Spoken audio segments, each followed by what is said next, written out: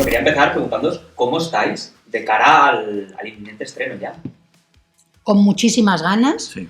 con muchísima ansiedad de que la gente vea el trabajazo que hemos hecho.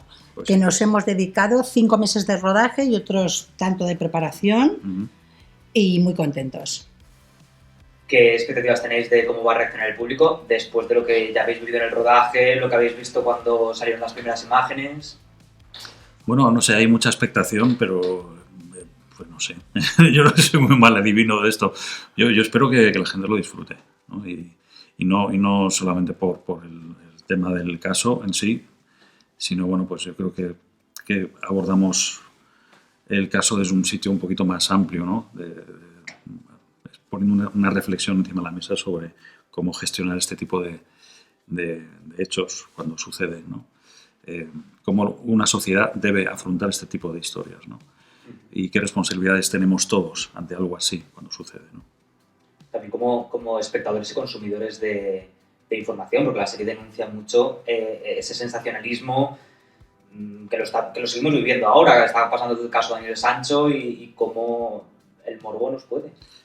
Sí.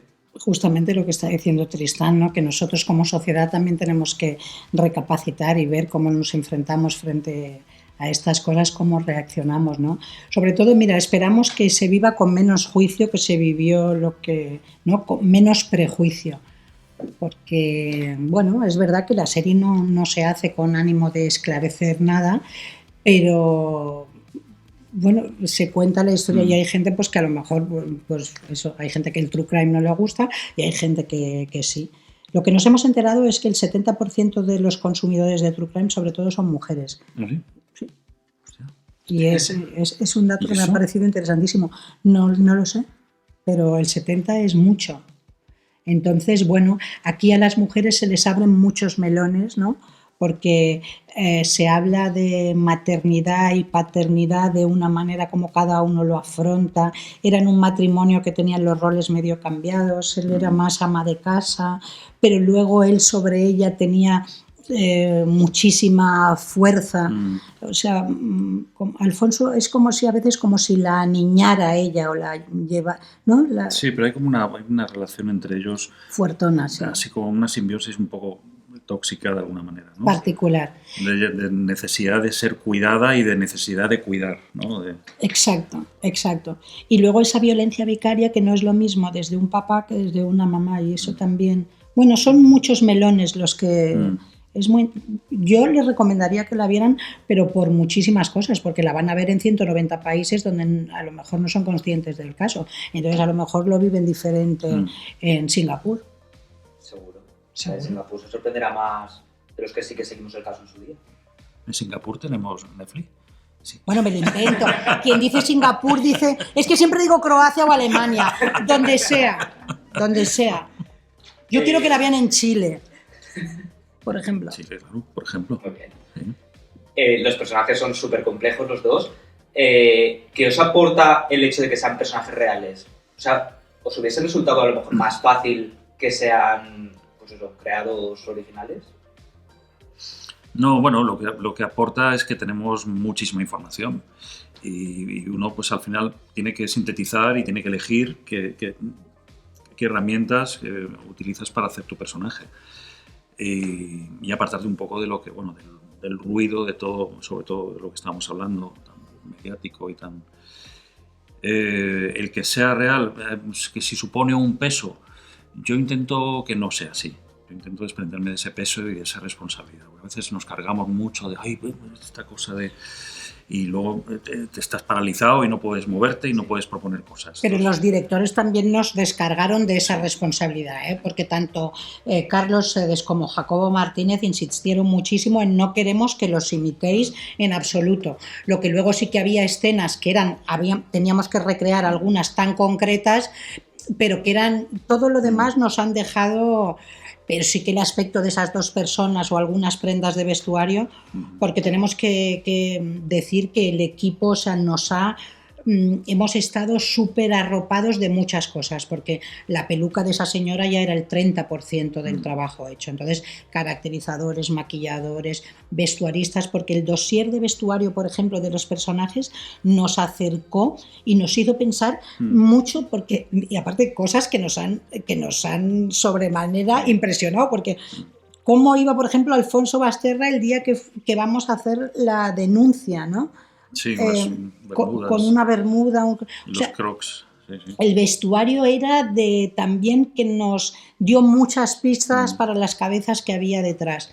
Y luego lo de la salud mental, que nos importaba muchísimo. O sea, sí, Rosario era una mujer frágil, o sea, una mujer que había tenido ya 3 intentos de suicidio. O sea, que cabalgaban así en terrenos pantanosos. Y él sabía,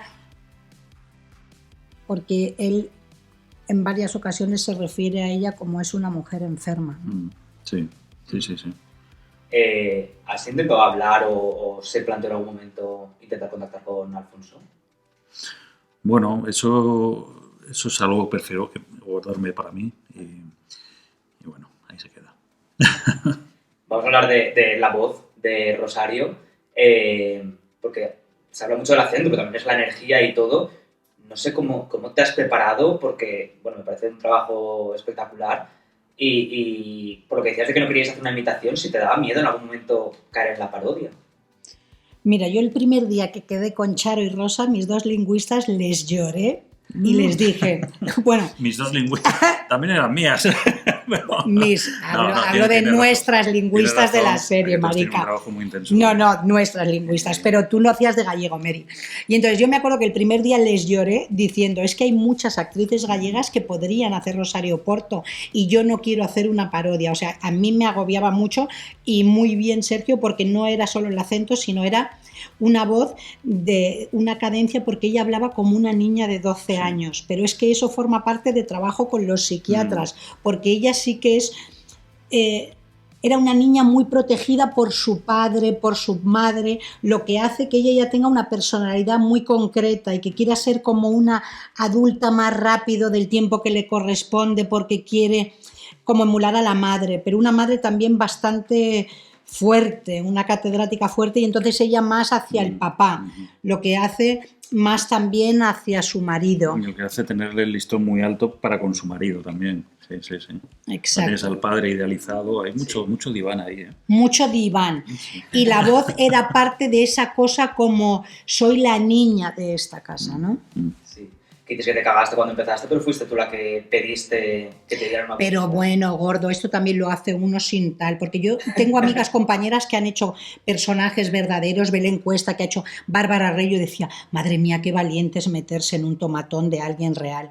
Y me dijeron, pero si Rosario es real, pero no era conocida. No. Es otro tipo de cosa.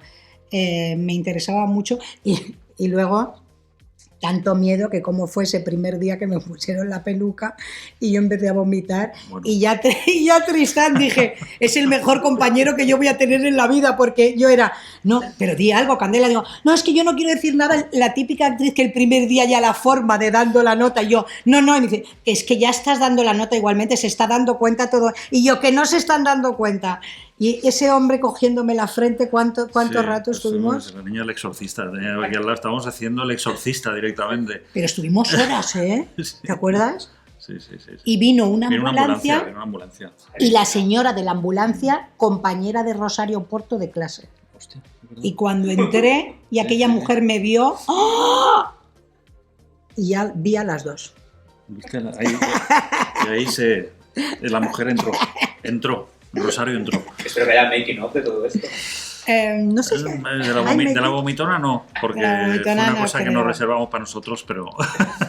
Pues nada, que muchísimas gracias. Gracias, Sergio.